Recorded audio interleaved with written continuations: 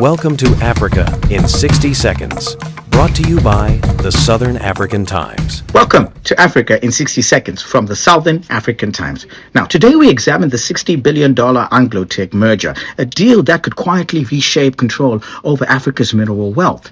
Now, although described as a merger of equals, the fundamentals tell a different story.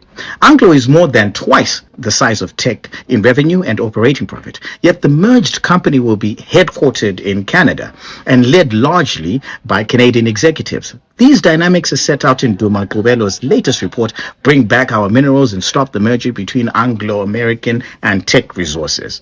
Now, a helpful way to understand this imbalance, is through the classic factors of production: land, labor, and capital.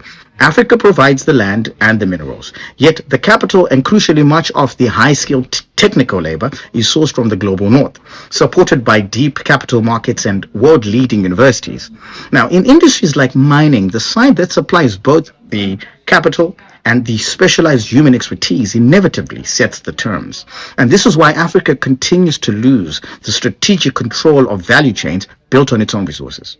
Now, the report proposes one practical alternative: consolidating Anglo's South African assets into a locally controlled mining company, similar to successful models in Chile and Botswana. But the broader challenge is clear.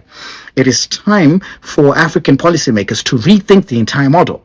To compete for control, Africa must build its own capital base and own its centers of technical expertise. Without African capital and African expertise, mineral sovereignty will remain limited. For the full analysis and access to the complete report, visit the southernafricantimes.com, southernafricantimes.com.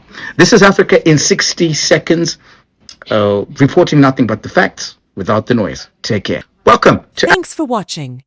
Subscribe and hit the bell to stay updated with the Southern African Times. See you next time.